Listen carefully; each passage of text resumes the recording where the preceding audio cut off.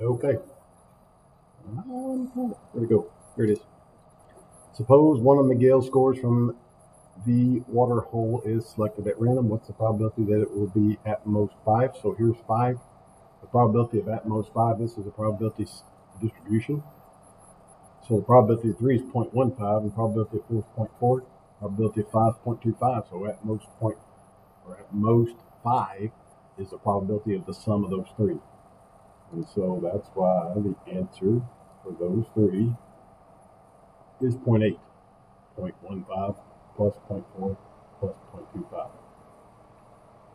Calculate and interpret the mean or the expected value, same thing. And so that's where we have to do x times p plus x times p plus x times p plus x times p plus x times p. Add all those up. And when we add all those up, that's why you can see the 3 times the 0.5. You get 4.55. If Miguel played this hole many times, he would expect to score 4.55 on this hole. Hopefully it's a par 4 or a par 5. Par 5, he's under par.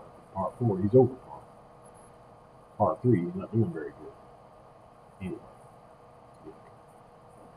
All right, and so then the next question says, the name Warhol comes from the whole lake. So he can, here's his tee box here, and here's the hole. He can try to land it short and then play it safe, as what they call it, and then try to get to the hole, or try to get over the lake and then try to get it to the hole, and of course he has a shorter distance. The potential issue with a long hit is that the ball might land in the water and not get it to the long, and if it lands in the water, that's not a good outcome. Miguel thinks that the long distance, or if the long hit is successful, his score will go to 4.2. Remember, it was 4.55. However, if the long hit falls and lands in the water, it's expected to be worse and increase to 5.4. So it tells me suppose the probability of a long shot is 0.4. So that's this right here. If I hit the long shot, there's a 40% chance I'm going to score 4.2.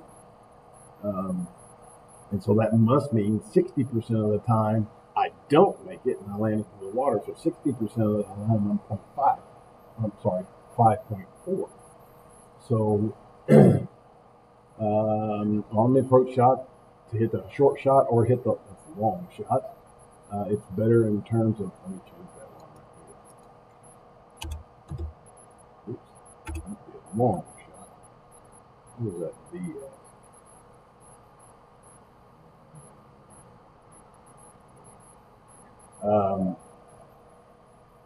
The short hit or the long hit, the better terms improving. So if there's a 40% chance of this happening and there's a 60% chance of this happening, I would multiply this by 0.4, I would multiply this by 0.6 and add those two up.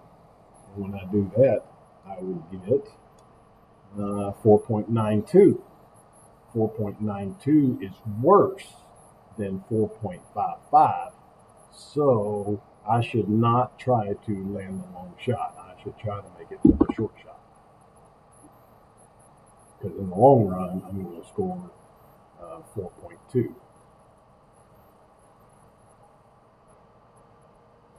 Okay? And then it says, let P represent the probability of a successful long hit. What P will make the long hit better than the short hit? So in other words, right now this is a 40% chance and this is a 60% chance. I need this to be better than 40% chance if I want this to be better. How much better? Well, I really don't know.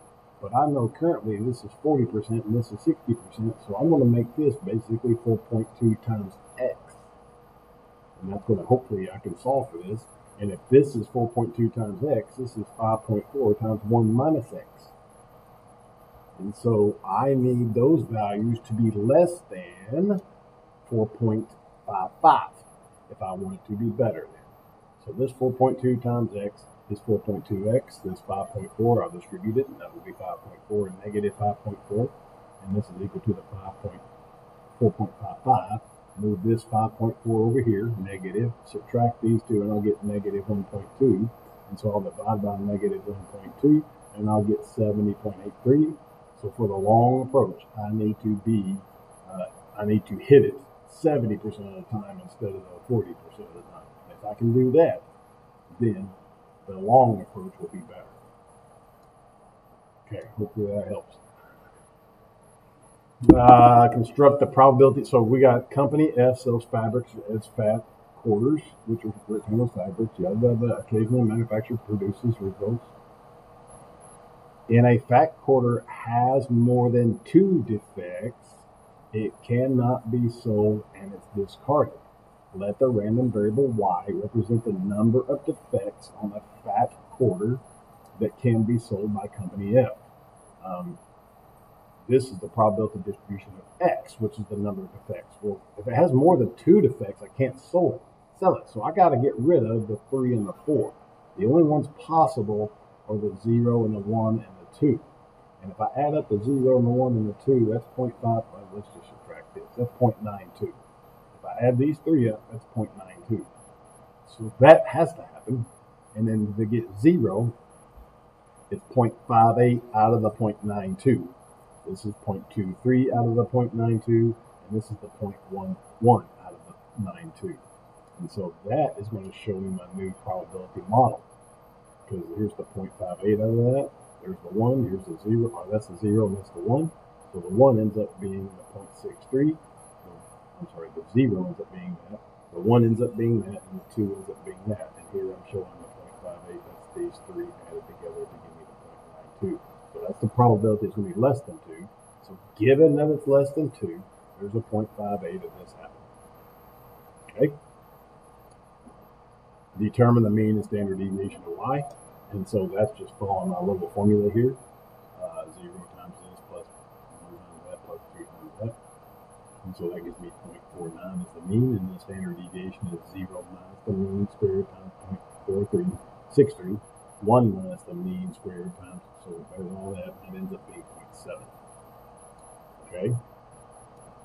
So it's just following the little rule. What are the mean and standard deviation? So company G also sells fat quarters. The mean and the standard deviation of the defects on a fat quarter can be sold by company G are 0.4 and 0.6. So that's the mean.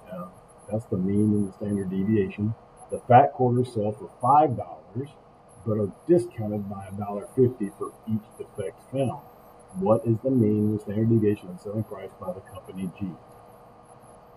So I know that company G is $5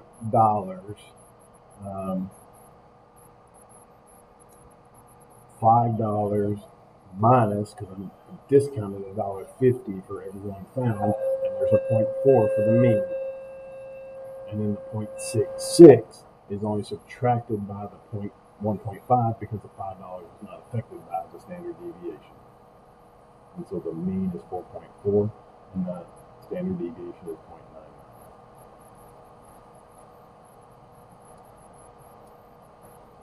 I hope that helps you.